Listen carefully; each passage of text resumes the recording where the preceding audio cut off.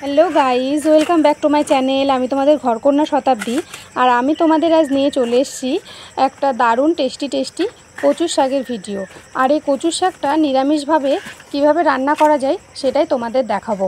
আমাদের বাড়ির সাইডে অনেকগুলো কচু গাছ হয়েছে, আর সেখান থেকেই আমি কিছুটা পরিমাণ কচু গাছ কেটে নিচ্ছি। আর এই দায়িত্ব দিয়েছি আমি আমার শাশুড়ি মাকে, কারণ আমি একদমই কচু গাছটা কাটতে পারি না, কারণ আমার প্রচণ্ড হাত চুলকায়। যখন অগত্যা কোনো উপায় থাকে না, তখন আমি একটু প্লাস্টিক হাতে বেঁধে এগুলোকে কাটি। আর মা যখন আজকে বাড়িতে রয়েছে, তা মায়ের উপরে দায়িত্ব দিয়েছি।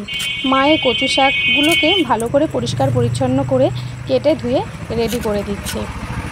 তারপর আমি কচু শাকগুলোকে সিদ্ধ করে নেব। তার জন্য আমি শুকনো কড়াইটা উনুনে চাপিয়ে দিয়েছি, আর তার মধ্যে পরিষ্কার পরিচ্ছন্ন করে রাখা কচুর শাকটা দিয়ে দিলাম। আর আগের থেকে কিছুটা পরিমাণ ছোলাটাকে আমি ভিজিয়ে রেখেছিলাম, তাই ছোলাটাও আমি একটু ধুয়ে পরিষ্কার পরিচ্ছন্ন করে সেই কচুর শাকের মধ্যে দিয়ে দেব। আর এই সিদ্ধ করার জন্য কিছুটা পরিমাণ লবণ দিয়ে আর একটা ঢেকে রাখার মতো পাত্র দিয়ে কিছুক্ষণ ঢেকে রেখে কচুর শাক আর ছোলাটাকে একটু সিদ্ধ করে নেব।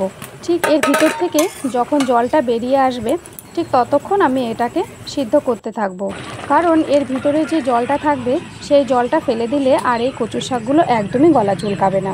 এবার আমার কচু শাকটা সিদ্ধ হয়ে গেছে, আমি একটা পাত্রে ঢেলে জলগুলোকে বের করে নেব। তারপর আমি শুকনো কড়াইতে কিছুটা পরিমাণ শুকনো লঙ্কা ভালো করে ভেজে নেব, কারণ শুকনো লঙ্কার ফ্লেভারটা কচু শাকে দারুণ লাগে।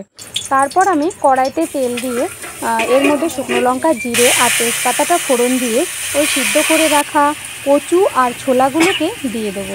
তারপর তার মধ্যে আমি দেব কিছুটা পরিমাণ হলুদ আর পরিমাণ মতো লবণ, কারণ আগে একটু লবণ দিয়েছিলাম। আর তারপর আমি চিনি দেব। এরপর ওই ভেজে রাখা শুকনো লঙ্কাগুলোকে আমি একটু লবণ দিয়ে গুঁড়ো করে সেগুলো দিয়ে দেব। তারপর অনবরত নাড়তে থাকবো। নাড়তে নাড়তে একদম কচুর শাকটার পুরোটা জল যখন শুকিয়ে যাবে, ঠিক এই অবস্থা হবে, তখন আমি কচু শাকগুলোকে নামিয়ে নেব। কারণ এই কচু শাকটা একদম শুকনো শুকনো না হলে ভালো লাগবে না খেতে। তোমরা কিন্তু এই কচু শাকের মধ্যে অবশ্যই শুকনো লঙ্কা ব্যবহার করবে। কাঁচা লঙ্কা দিয়েও খাওয়া যায়, তবে শুকনো লঙ্কার ফ্লেভারটা খুব ভালো লাগে।